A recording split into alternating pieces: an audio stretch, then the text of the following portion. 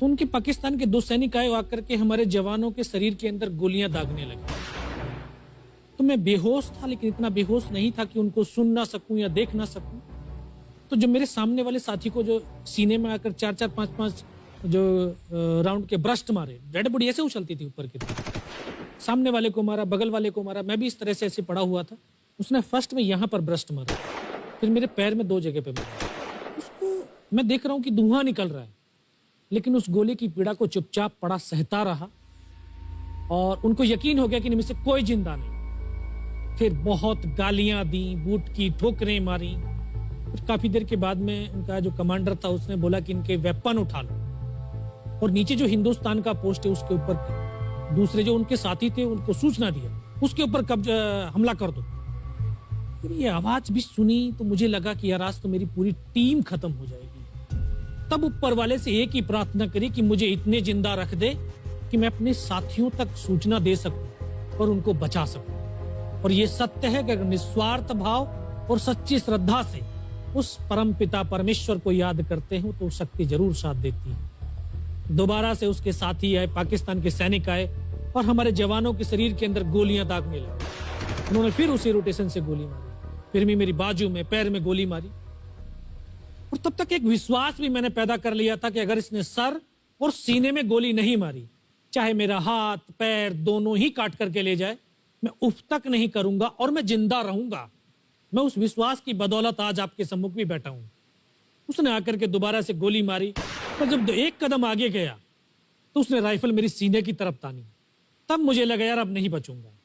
लेकिन कहते हैं कि जाको राखे साइयां मार सके ना कोई। और ये इस देश को हम भारत माँ बोलते हैं। जब तो बच्चे थे एहसास नहीं था, आज पता चलता है इसको माँ क्यों बोलते हैं, क्योंकि ये भारत माँ जैसा दायित्व और कर्तव्य का निर्वाह भी करती है। ये अपने बेटों की वीरता, शौर्य और पराक्रम को कभी दफन नहीं होने देती है। वाह क्या बात। तो शायद इस माँ भारती ने मुझे चुना होगा कि उसके बेटों ने जो शौर्य, वीरता और पराक्रम दिखाया उसको दुनिया तक पहुंचा सकूं। जब उसने गोली चलाई तो यहाँ पे पर्स में 5-5 रुपए के कुछ सिक्के भी थे। जब गोली जाकर के सिक्कों पे टकराई तो मुझे भी आभास हुआ कि तो मर गया हूं। पाकिस्तान का दूसरा सैनिक आया, उसने आकर के मेरा AK-47 उठाया और वापस मुड़ा तो उसका पैर मेरे पैर से टकराया होगा। तब मुझे लगा कि यार मैं तो जिंदा हूं। तब मेरे पास एक हैंड ग्रेनेड था, मैंने उसको पिन निकाली और उसके ऊपर ऐसे फेंका तो कोट के अंदर हुड लगे हुए, हुड के अंदर वो गिरा जी। उसने तुरंत पीछे की तरफ मुड़कर देखा, पीछे तो कोई मूवमेंट था नहीं। तो जब तक वो ग्रेनेड को निकाल पाता, ग्रेनेड फट गया। यहाँ से उसका पूरा सर उड़ा और वो हमारे ऊपर आकर के गिरा। जो पाकिस्तान के दूसरे सैनिक थे उनमें खलबली मची कि इनमें से कोई जिंदा है। कुछ बोले जिंदा नहीं, नीचे से रिइंफोर्समेंट आ गई है। तो उनमें खलबली मची। मेरा पास वही एक मौका था, मैंने दोनों हाथों से उसकी राइफल को उठाने की कोशिश करी। ये हाथ हिला नहीं, एक हाथ से राइफल उठाई, वहां से ब्रस्ट फायरिंग किया। 4-5 पाकिस्तानी सैनिकों को मौत की नींद सुला दी। फिर बाएं हाथ से पलटा खाया, दूसरे पत्थर से 3-4 जगह से फायरिंग किया। तो जो उनका मोमेंटम था, जो हौसले थे, परस्त हो चुके थे, वो भाग खड़े। 2-3 मीटर गया, जाके देखता हूँ सामने उनके लंगर चल रहे हैं, उनका लिविंग टेंट बना हुआ, उनके जो हैवी वेपन का डिप्लॉयमेंट था वो सब कुछ वहां पे लगा हुआ। उस समय जहन के अंदर एक ही पागलपन था, अपने साथियों को बचाना। फिर मैं वापस धीरे धीरे रेंगता हुआ अपने साथियों तक आया। फिर मुझे लगा कि इनमें से हो सकता है मेरी तरह कोई साथी होगा, जिंदा होगा। उनको देखा, किसी का सर फटा हुआ था, किसी के फेफड़े निकले हुए थे। बहुत देर बैठकर रोया भी, फिर अपने आप को संभाला। चारों तरफ बर्फ ही बर्फ, पहाड़ी पहाड़। यह भी पता नहीं कि हिंदुस्तान किधर है, पाकिस्तान किधर है। 2.5 साल की सर्विस, 19 साल की उम्र, न उम्र का तजुर्बा न सर्विस का अनुभव, जाऊं तो जाऊं कहां। तभी एक ऐसी शक्ति थी जो साथ दे रही थी। जब इसी शक्ति का आवाज हुआ, उसकी आवाज का आभास हुआ कि बेटा इस नाले से नीचे लुढ़क जा, मैं बहुत 500 मीटर लगभग नीचे रोल करता हुआ आया और अपने साथियों जो नहीं चढ़ पा रहे थे दुश्मन की भारी फायरिंग की वजह से, वहां तक पहुंचा। फिर उन्होंने मुझे पकड़ा, वो फर्स्ट एड दिया। फिर वहां से जो हमारे कमांडिंग ऑफिसर थे कर्नल कुशाचंद ठाकुर, फिर उनको सूचना दिया। तो ये लगभग 1:30-2 बजे का समय था।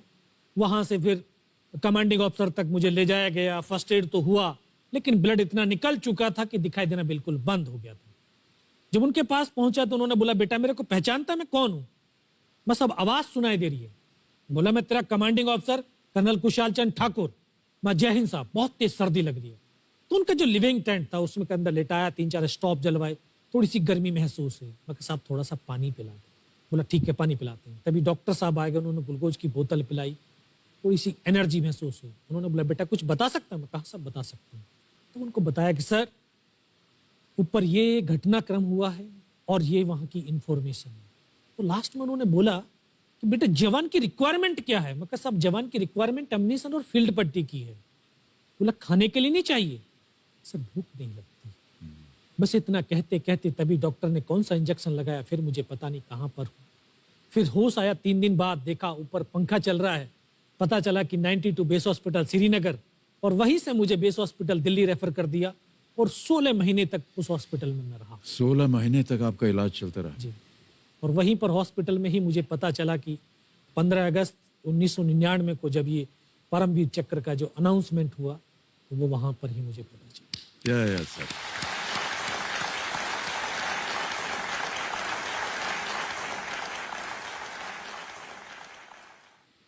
सर हमको यकीन नहीं होता कि कोई भी इंसान जब ऐसी परिस्थितियों से गुजरता है तो उसका बयान कैसे कर सकता है, लेकिन ये आपने अपनी बहादुरी का एक परचम जो है वो फैला दिया है।